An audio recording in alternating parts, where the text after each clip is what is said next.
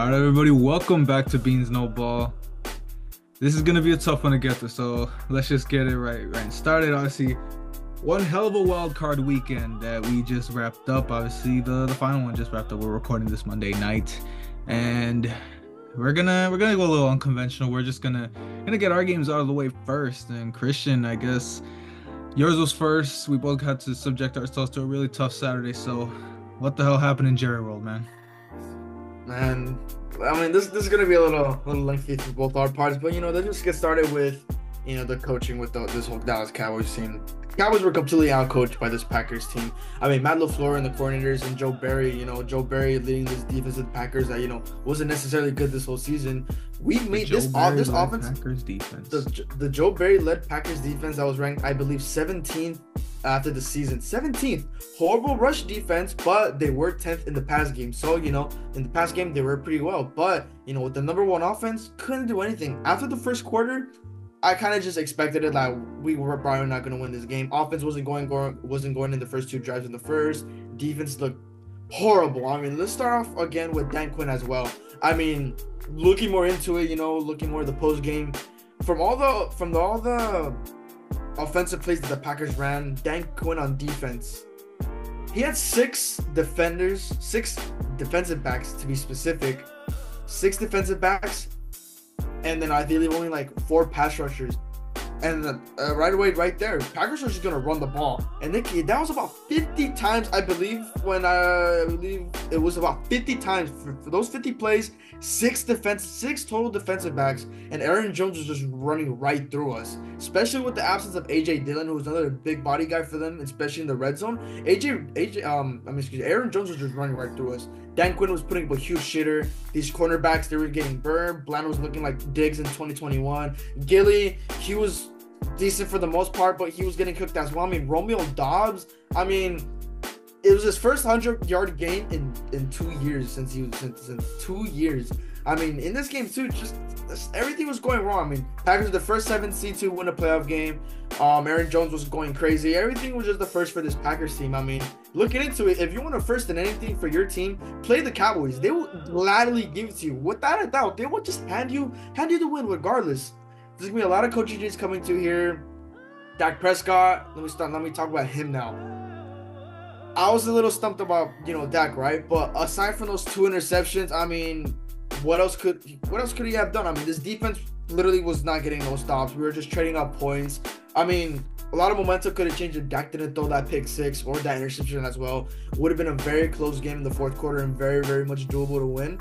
But, a lot of what is hypothetical situations is, not going to cut it here. With Dak Prescott, it's either he comes back, a short tenured, less money, or we move on from him. But if we move on from him, who's going to replace Dak? Is Trey Lance? Are we going to give Trey Lance a start? Are we going to trade for a quarterback? Are we going to pick up a quarterback? Who knows? Dak, he's the quarterback for the Cowboys. Unfortunately, I've said it already. I'm going to ride with Dak till the wheels fall off. Unfortunately, I'm going to ride with him till the wheels fall off. I don't know. I think that's a stretch to say. Unfortunately, I don't think he can throw. I mean, I think this is one of those times that you're in the heat of the moment right now. But it is. Let's be realistic. Let's look at the season Dak just had, and I mean, it was a thought that ran through my mind. Maybe the prevalence of his receivers right now are really boosting him, but Dak Prescott just had a phenomenal season. Yeah, there's a lot of other factors aside from Dak that are actually being. So I think a lot of people are jumping to conclusions to say that Dak should be on his way out.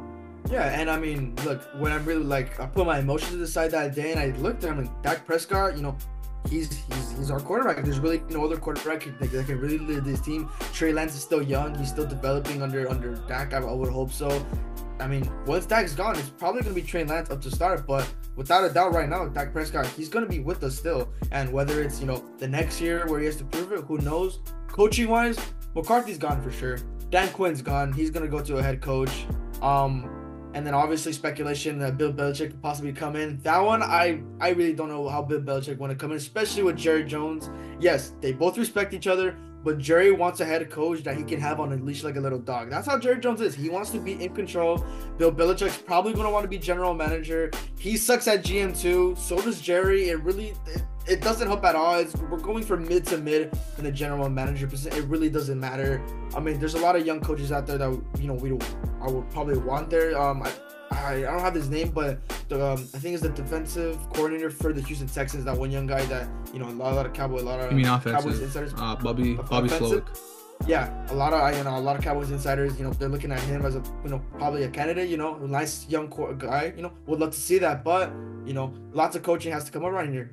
Whatever coach comes, the players are there, the pieces are there. It's really just all coaching. And I can speak for a lot of people that say that, these players, Dak, CD, Brandon Cooks, Michael Gallup, I don't know what the hell we're going to do with him. That offensive line's also, like, we need to bolster that up. And then the young guys on defense, the players are there, the keys are there, right? It's just the proper coaching that really needs to be established, and Jerry needs to open up his eyes. Stop, these post-game conferences with Jerry, like, stop saying that, like, oh, another disappointment, I can't believe it. Jerry, you're the freaking problem. It's been like this ever since you looked with Jimmy Johnson. Unfortunately, Curse hasn't been lifted as well after putting him in the Ring of Honor. So this offseason for this Dallas Cowboys team, it's going to be another heartbreaking offseason, what they're going to do, and then in the draft, they got to be really specific because this past draft was really, really horrible. I mean, the only bright spots of this was DeMar Overshown, who I really looked up to him playing in Texas, but obviously suffered that injury in preseason that killed his season for the year. He's going to be a linebacker for the start of the season. I'm really glad to see that kid ball out. But Jerry Jones, he's really going to have to make some key important decisions here, starting off with the coaches. And obviously, knowing Jerry, he's going to be petty about it. He's going to be petty, but regardless, if you want to win, if you want to stop being a disappointing ass team and embarrassing the fans every single year in the playoffs, lots of changes got to be made with this team.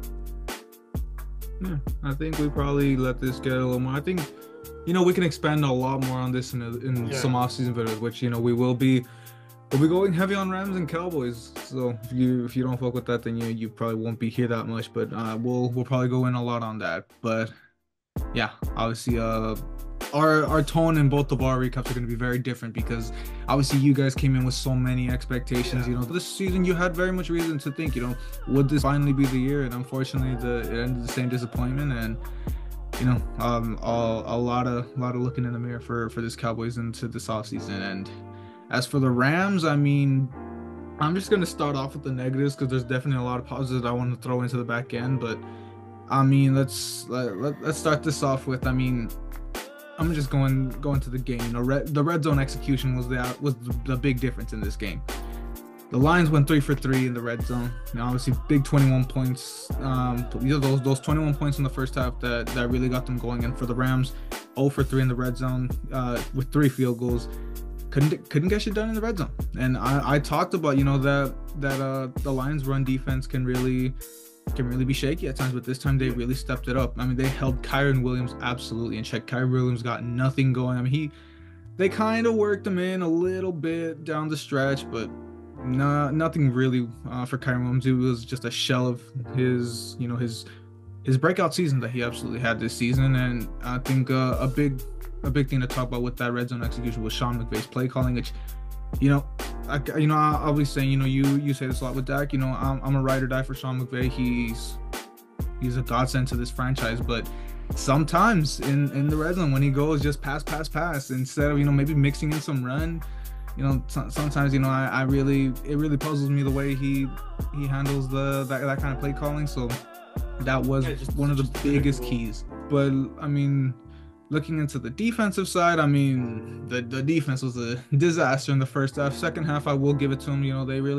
They started, stepping it up and held the Lions to 3 points in the second half. That was huge. Obviously, that kept us in the game. And I think, the biggest thing was, they got no pressure on Goff for most of the game. That was the big thing in this game. If you get pressure on Goff, if you get on uneasy, he's gonna struggle. And he had so much time in the pocket. He obviously, he was just throwing dart after dart, dime after dime, and that's a testament of how much the Lions O-line stood up. I mean, Penei Sewell, more than all else, he is arguably the best O-lineman in the league, and you can see why with his performance. Obviously the run game just phenomenal for the Lions with Gibbs and Montgomery, just interchangeable. They were both, obviously, the first 2 drives, they traded touchdowns in themselves. So just Gibbs and Montgomery were just phenomenal stuff.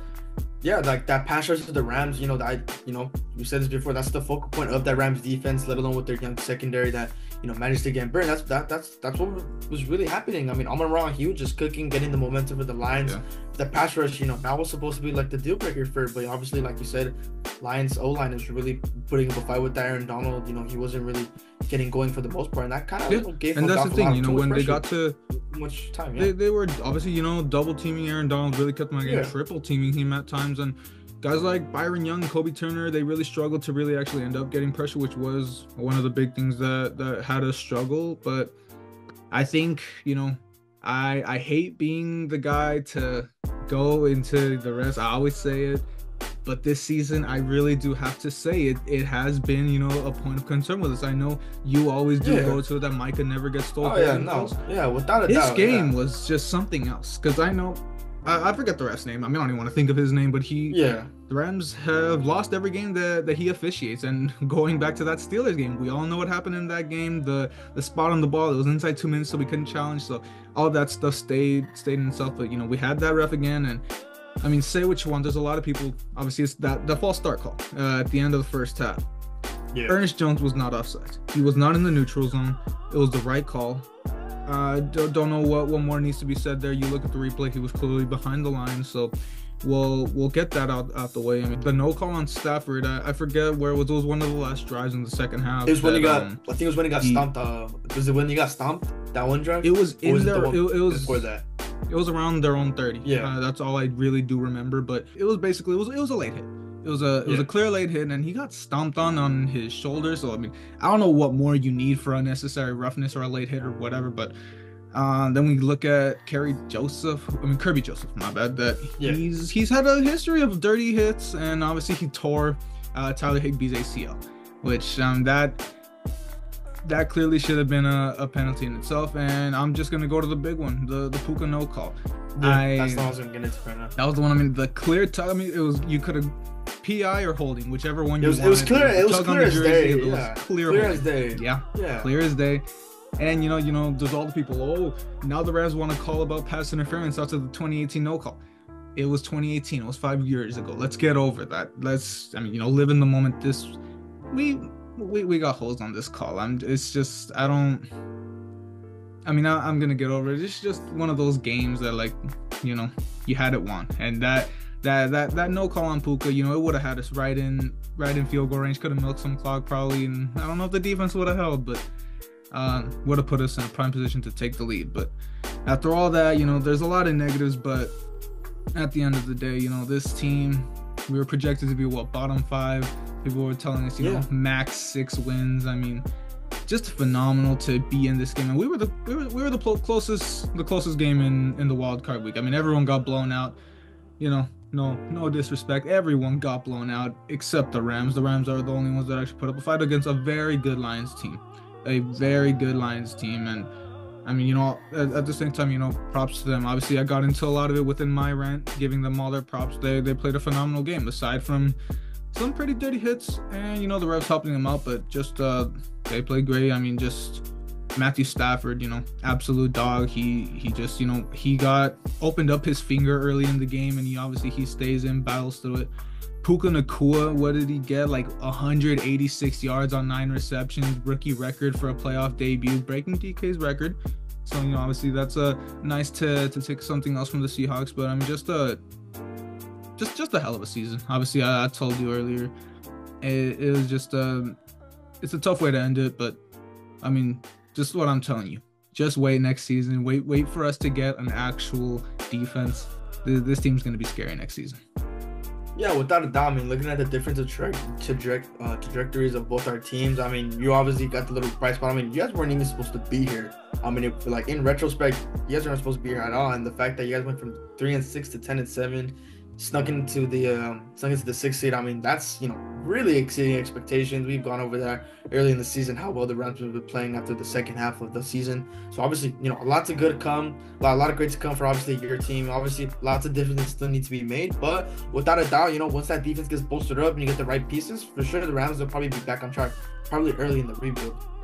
And after finally got past both our teams, and we had a lot to say here. So now let's get back on track with the rest of the games. That we'll keep it at the normal place we usually do. So obviously starting off with the first playoff game of the year, which was the Cleveland and Houston game, and let's just say CJ Stroud once again, he's getting it done for this Texas team. I mean, I mean, just fun fact, the fact that the Houston Texans have more playoff wins than the Cowboys since them entering the league. I mean, that's just something to say here, man. I mean, rookie quarterback, rookie head coach duo. These two guys are really lining up for this team. You know, culture change after that. I mean, the span of a year from having David Mills at quarterback and now CJ Stroud from you know being a shitter team to now a playoff team that just beat a team that had the #1 defense in the league. And that's kind of where I had my take early in the season was how CJ Stroud was finally going to be with against a very good defense. And let's just say he wasn't faced at all from that first quarter. Looking at it, I mean, it was it looked a little close, but after that second quarter and then past halftime, CJ Stroud was just really getting it going. His connection to Nico Collins is just, you know, it's a chef's kiss there. That's really what's really probably gonna get him far in there, but who knows, still a lot to say here. And then that young defense really getting into the mind of Joe Flacco. I mean, I really expected Joe Flacco to really pull off a Cinderella run there, but you know, his old ass got laid out by this defense, and then Will Anderson, you know. Well, let's talk about how the turnovers coming back to bite him, which I know a Yeah. lot of people were saying, you know, how likely is it? Does he throw 3 touchdowns or 3 interceptions? And obviously in this one, the turnover just, you know, came back to bite him, and that obviously was the big struggle for the Browns this season, which, you know, when, you know, that quarterback play, and obviously, you know, we were looking at it, that Cinderella story, when was it going to give out? I mean, that's right, every single one of these little insanity runs had to come to an end, and unfortunately it had to come into playoffs for Flacco. Yeah, I mean, I said it before you picked it back off a couple times in past videos that, you know, it's really the turnovers that was really going to affect the Browns in the playoffs. And, you know, Joe Flacco with these picks, the back-to-back pick sixes, the turnovers really affected him there. That was pretty much game from there. But obviously, H-Town, you know, if I were them, you know, they're pretty happy right now with how this team's going. You know, D'Amico Ryans and, you know, CJ Stroud, they're going to cook up what's going to come up in the divisional round against, you know, a tough Baltimore team, which we'll discuss in a future video. But, you know, lots of good sides for Houston, Texas right now. The Cleveland Browns, once again, you got a lot of decisions to make, whether, you know, Deshaun Watson is your guy or they're going to stick with Flacco. Who knows what it's going to be. Yeah, but, you know, with Stefanski is in this front office, you know, still a lot with this team, the defense, still a lot of questions to come by this team.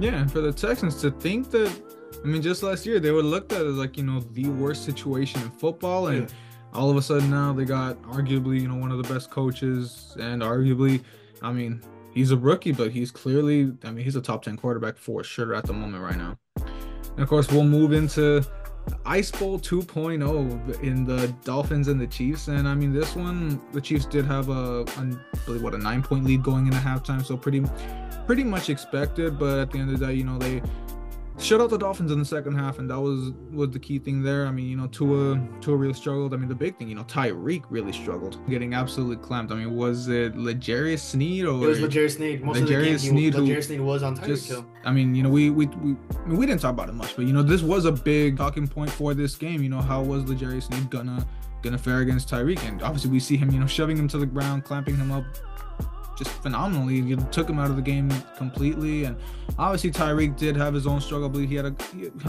a good amount of drops, started looking a little like the Chiefs receivers at times. But I mean, just obviously the main part of the Dolphins offense was taken out of the game. And when we take into consideration that the Dolphins defense is completely decimated, it kind of was no surprise how easily, I mean, you can't really say easily at the end of the day, but I mean, the Chiefs ended up pulling away, and that was the big thing for them. I mean, it wasn't really going to be much of a contest, especially with that home environment. You know, we know the Dolphins can't really get it done in the cold weather, and I mean they're 0-7, 0-5, 0-7 in the past. Like, they can't in the cold, man. 0-10 actually. What if it was 0-10? Oh, so even worse. Yeah, I was somewhere around. Well, regardless, they have no wins in low weather. Yeah. So that's. And I mean, look, you look at the Dolphins now, and like, sure, it was a pretty terrible way to end the season, but you look at the injuries they struggled with, you look at everything, and you know, they're still barely starting back up. Finally, a full season of Tua playing at his best capabilities.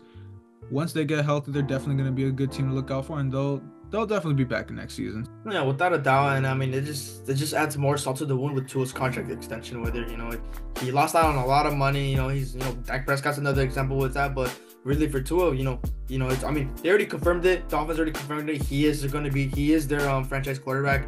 But, you know, they're just going to really depend on their contract situation. And then with the Chiefs, you know, you forgot to leave out one important thing, Rashee Rice, man. I mean, obviously, you know, I've had high praise for him in the start of the season. You know, that was one guy I was really looking at in the draft last year for the Cowboys to hopefully pick up. But the Chiefs, they got the steal, man. And Rashee Rice, he's been looking it up to the expectation in the first round, and he's really doing it, man. I mean, what was it, like 100 and I believe 80-something yards or something around there? If Yeah, I'm not similar to what Puka did. Yeah, so I mean, he was shy of 200 yards, so he's been a really big factor for this Chiefs receiving core, especially with all the drops they've had, leading the league in drops. For Rashid Rice, he's had his drops, his fair share of drops, but he's been really picking it up, and his connection with Mahomes is gonna be extremely, extremely deadly moving on in this playoffs team. And closing with that, now opening up with the Bills and Steelers game. This Pittsburgh team, I mean, I would assume everyone expected, they weren't going to beat the Bills. I mean, let's be real here. I mean, with everything the Bills are going for, and then this defense that was really, really on a decline, especially with the loss of T.J. Watt, really didn't make it any better. And this secondary, I mean, this whole defense couldn't tackle at all. I mean, let's talk about the Shaquille Moore's play. I mean, that was like in broad daylight. I mean, the worst defender in like any team could have probably made that tackle, and Shaquille Moore just turned on the Jets and went for that beautiful touchdown. I know all the Bills were out with that one, Josh Allen and everything. That was kind of just more, that was just the cherry on top to top everything up. But Josh Allen was getting it done, man. I mean, he just putting more effort into this Bills team for them to make a run, and nice to see Stephon Diggs getting going a bit after having some quiet games After he sold me in fantasy. Last couple of games. Yeah, sold a lot of people in fantasy, but it was nice to see find him getting a little bit involved there. But and then the defense of the Bills, sure, it was this Pittsburgh team against this offense that wasn't really that high up, but this defense of the Bills, it's once again getting it done. I mean, they already proved they can get it against these top teams, but let alone on this Steelers team. I mean, come on, you would expect that defense to go here, and then the notable guys like Micah Hyde, he's been underrated his whole career with the Bills, so it's nice to see finally him getting a lot of good plays there for the defense there. And now look for the Steelers with Mike Tomlin. Where does the future hold for here? I mean, in the interview he just walked away after they started talking about his contract. He just walked away after the lady asked for his contract. So lots of things to go there with that Steelers front office, whether they're gonna pick it up or they're gonna let him walk. Who knows? Partially part ways. Hasn't had a losing season, but doesn't matter when you're mid every year. Like she said, he has that 1 year left on his contract, so it's to be seen. But still got 1 year, but who knows? Yeah. I mean, we look at when you really think about the Steelers. I mean, there's a lot to talk about. All the refs. The refs were a big contributor. And we see George Pickens really, really talking about this. I mean, yes, they got sold on a couple calls, but at the end of the day, this game wasn't as close. I mean, I was already telling you those two challenges, and they kind of messed up those calls. But I mean, whatever. That they kind of weren't gonna be a big deal in the grand scheme of the game. So. I mean, the Bills basically outmatched, and we look at the score. It was it wasn't even that close, but it's probably a little closer than it probably should have been. But I mean, not too much more to say. Just a really, really, really solid win for the Bills, and obviously that sets up a really big game. Finally get Mahomes and Allen in Buffalo this time. We'll talk about that in the next video, and we'll close this out with the Monday Nighter. What a game with the Eagles and the Buccaneers. Obviously, Baker Mayfield really getting this one done, and just quite the culmination to the astounding Eagles downfall that we've all been expecting. I mean, with starting out 10-1 to finish off the season 11-6 and losing the wild card round. I think a big thing to talk about. I was telling you, Nick Sirianni, I don't think he's getting fired, but I think right now, a big thing is, there's going to be a lot of tough conversations with Howie Roseman and Jeffrey Lurie. I'm not going to throw it out of the question that he could be. I mean, there's definitely possibilities. I said that it's going to take a blowout loss for him to be considered to lose his job, and look what happened.